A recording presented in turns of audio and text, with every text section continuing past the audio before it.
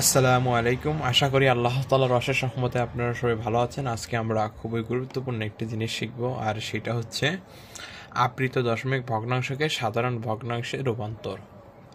আমি এখানে 4টা ম্যাথ রেখেছি। আশা করি 4টা ম্যাথ করলে আপনারা যে কোনো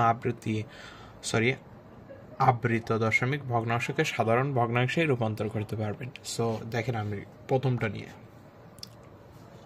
প্রথমটাতে আমরা যদি এটাকে সাধারণ ভগ্নাংশে রূপান্তর করতে চাই, তাহলে প্রথমে আমি একটা ভাগ চিহ্ন দিয়ে নিব। সো দিলাম একটা ভাগ চিহ্ন দেওয়ার পর আমাকে প্রথমত হচ্ছে এই দশমিক চিহ্ন আর পৌনঃপুনিক চিহ্ন বলে দিতে হবে। আচ্ছা, একটা জিনিস, পৌনঃপুনিক চিহ্ন সম্পর্কে আমাদের ধারণা আছে নাকি? যেমন এইটাই লিখি, যেমন 0.5 এইটের উপর পৌনঃপুনিক। এটা দ্বারা কি বোঝায়? এটা দ্বারা বোঝাচ্ছে 0.58 বারবার আসবে, 8 বারবার আসবে। এই জন্য 8-এর উপর পৌনঃপুনিক দেওয়া আছে। কোনো কিছুর উপর পৌনঃপুনিক দেওয়া মানে ওইটা বারবার আসবে, অর্থাৎ রেপিটেশন আসবে। ওকে, এখন দেখেন, সো প্রথমে আমাদেরকে যে স্টেপটা আছে সেটা হচ্ছে আমাদেরকে প্রথমে সম্পূর্ণ সংখ্যাটা তুলে নেব। তাহলে সম্পূর্ণ সংখ্যা তুলে নেই। দেখেন, সো 58। অনেকে মনে করতে পারেন 58-এর আগে তো শূন্য আছে। সো আমি যদি লিখি 0 এরপরে 58, ওই একই কথা।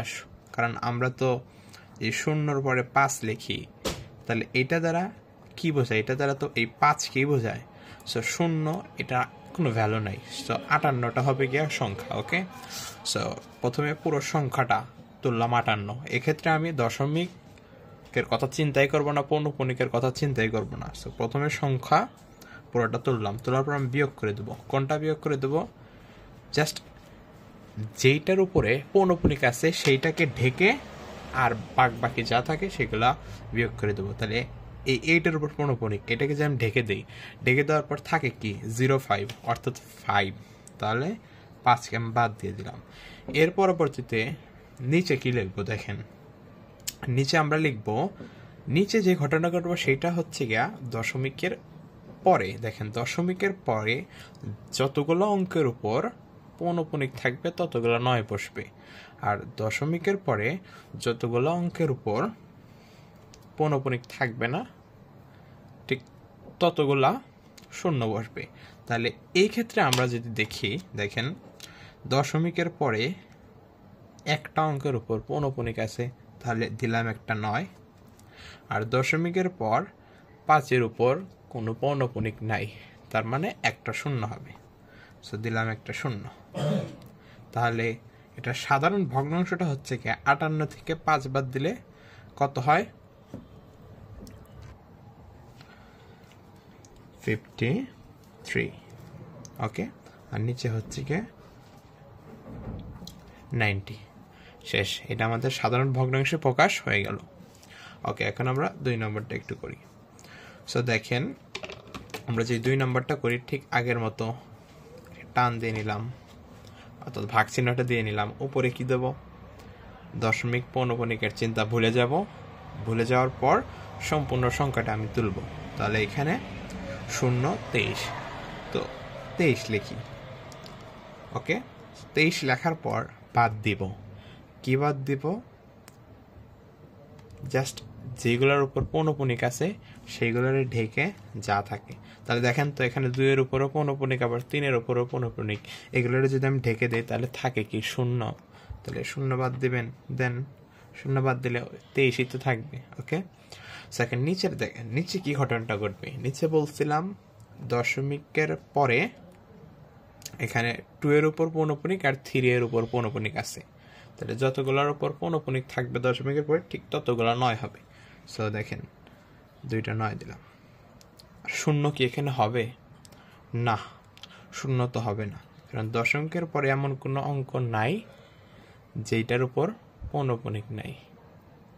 যদি এমন কোনো অঙ্ক থাকতো, যেমন আগে আসিল, যেমন আগেরটাতে যেমন 5 আসিল, যেটা দশমিকের পরে ওইটার উপর পৌনঃপুনিক আসছিল না। কিন্তু এখানে কি এরকম কোনো অঙ্ক আছে যে দশমিকের পরে পৌনঃপুনিক নাই? যেহেতু নাই, সেহেতু আমরা 0 দিব না। তাহলে এটাই হয়ে গেল আমাদের, অর্থাৎ 23 ডিভাইডেড বাই 99। আশা করি বুঝতে পেরেছেন। এখন আসেন 3 নম্বরটা। 3 নম্বরটার ক্ষেত্রে একটু দেখেন, ঠিক আগের মতো একটা টান দিয়ে নিব, দেওয়ার পর সম্পূর্ণ সংখ্যাটা লিখব 0045। সো 45 লিখলাম। এরপরে বাদ দিয়ে দিব। কি বাদ দিব? ওই যেগুলোর উপর পৌনঃপুনিক আছে সেগুলোকে ঢাইকা রেখা, আর যা থাকে ঢাকা রাখার পর 2টা শূন্য থাকে, এগুলার তো 2টা শূন্য বাদ দেওয়া যা কথা, ওই একটা শূন্য বাদ দিলে একই কথা। সো আমি একটা শূন্য বাদ দিয়ে দিলাম, অর্থাৎ 45 মাইনাস 0। আর নিচে কি ঘটনাটা ঘটবে? দশমিকের পরে যেহেতু 4-এর উপর পৌনঃপুনিক আর 5-এর উপর পৌনঃপুনিক, তাহলে 2টা 9 বসবে, দিলাম 2টা 9। আর দশমিকের পরে এই 0-এর উপর পৌনঃপুনিক নাই বলে একটা শূন্য বসবে এখানে। আশা করি বুঝতে পেরেছেন। তাহলে দেখেন 45 ডিভাইডেড বাই 990। ওকে, এখন আসেন এই চতুর্থ 4 নাম্বারটা। ওকে, তার আগে একটা জিনিস দেখা যায়। সো এখানে দেখেন, যেমন এটা আমি দিছি হচ্ছে 0.02305। এখানে 3-এর উপর পৌনঃপুনিক দাও আর 5-এর উপর পৌনঃপুনিক দাও। যদিও দেখা যাচ্ছে যে 0-এর উপর পৌনঃপুনিক নাই, কিন্তু 0-এর উপর পৌনঃপুনিক আছে। অর্থাৎ আমি যদি এখানে আর এইখানে যদি পৌনঃপুনিক দিয়ে দেয়, তাহলে এদের মাঝখানে যত সংখ্যা থাকবে ওইগুলোর উপর পৌনঃপুনিক আছে। ওকে, সো এটা আমরা একটু সলভ করি। দেখেন, ঠিক আগের মতো টান দিলাম, দেওয়ার পর পুরো সংখ্যাটা তুলি, দশমিক পৌনঃপুনিকের কথা বাদ দিয়ে। ওকে, ওইগুলোর মাথায় আনবো না। 2305, তো 2305। এখন আমরা বিয়োগ দেব। কি বিয়োগ দেব?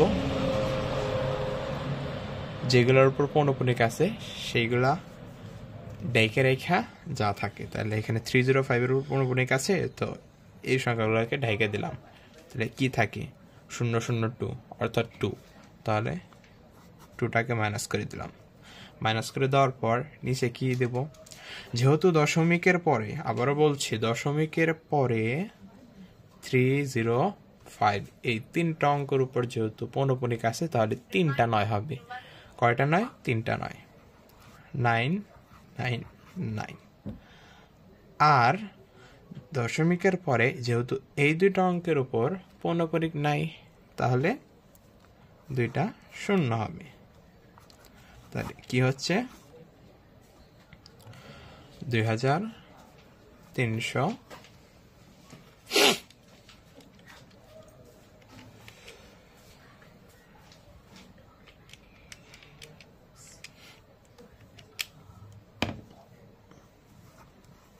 3, অর্থাৎ 2303 ডিভাইডেড বাই। ওকে, আশা করি বুঝতে পেরেছেন। সো এই প্রসেসগুলো মেনটেন করার পর আমরা খুব সহজেই আবৃত দশমিক ভগ্নাংশকে সাধারণ ভগ্নাংশে রূপান্তর করতে পারি। ওকে, সো আমি শেষবারের মতো আবারও বলে দিচ্ছি কি করব আমরা। সো প্রথমেই আমাদেরকে আবৃত দশমিক ভগ্নাংশকে সাধারণ ভগ্নাংশে রূপান্তরের জন্য প্রথমে একটা দাগ দিয়ে নিতে হবে। দাগ দিয়ে নেওয়ার পর পুরো সংখ্যাটাকে একবার লিখতে হবে। পুরো সংখ্যাটাকে ধরেন লিখলাম। লেখার পর বিয়োগ করে দিতে হবে। কি বিয়োগ করে দিতে হবে? যেগুলোর উপর পৌনঃপুনিক আছে সেগুলোকে ঢাইকে রেখে যা থাকে সেগুলো বিয়োগ করে দিতে হবে। ওকে, আর ভাগ চিহ্নের নিচে যেটা লিখতে হবে সেইটা হচ্ছে দশমিকের পরে যতগুলো অঙ্কের উপরে পৌনঃপুনিক থাকবে ঠিক ততগুলো নয়। এখন যে 2টা থাকে 2টা, 3টা থাকে 3টা। আর দশমিকের পরে যতগুলো অঙ্কের উপরে পৌনঃপুনিক নাই ঠিক ততগুলো 0। যে 2টা থাকে তাহলে 2টা 0, 3টা থাকলে 3টা 0। আশা করি বুঝতে পেরেছেন। সো এই প্রসেসেই আমরা খুব সহজেই আবৃত দশমিক ভগ্নাংশকে সাধারণ ভগ্নাংশে রূপান্তর করতে পারবো।